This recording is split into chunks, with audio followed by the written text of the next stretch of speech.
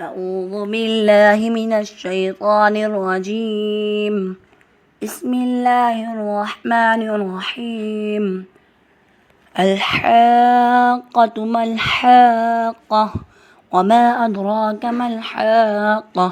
كذبت ثمود عاد بالقارعة فأما ثمود فأهلكوا بالطاغية وأما عاد فأهلكوا بريح صرصر عاطية سخرها عليهم 7 ليال و8 أيام حسوما فترى القوم فيها صرعى كأنهم أعجاز نخل خاوية فهل ترى لهم من باقية وجاء فرعون وما قبله والمؤتفكات بالخاطئة فعصوا رسول ربهم فأخذهم أخذة رابية إنا لما طغى الماء حملناكم في الجارية لنجعلها لكم تذكرة وتعيها أذن واعية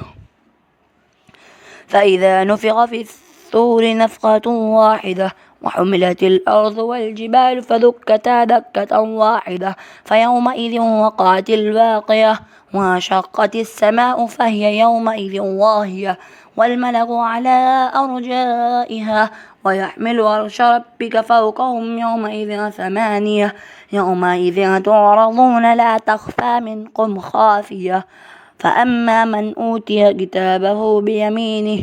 بيمينه فيقول هاؤم اقرءوا كتابيه إني ظننت أني ملاك حسابيه فهو في عيشة راضية في جنة عالية قطوفها دانية كلوا واشربوا هنيئا بما أسلفتم في الأيام الخالية وأما من أوتي كتابه بشماله فيقول يا ليتني لم أوت كتابيه ولم أدري ما حسابيه يا ليتها كانت القاضية ما أغنى عني ماليه هلك عني سلطانيه خذوه فغلوه ثم الجحيم صلوا ثم في سلسلة ذرعها 70 ذراعا فاسلكوه إنه كان لا يؤمن بالله العظيم ولا يحض على طعام المسكين فليس له اليوم هاهنا حميم ولا طعام إلا من غسلين لا يأكله إلا الخاطئون فلا أقسم بما تبصرون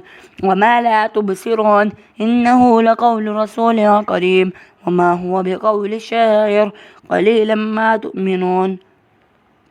ولا بقول كاهن قليلا ما تذكرون تنزيل من رب العالمين ولو تغول علينا بعض الأقاويل لأخذنا منه باليمين ثم لقطعنا منه الوتين فما منكم من أحد عنه حاجزين وإنه لتذكرة للمتقين وإنا لنعلم أن منكم مكذبين وإنه لحسرة على الكافرين وإنه لحق اليقين فسبح باسم ربك العظيم صدق الله العظيم.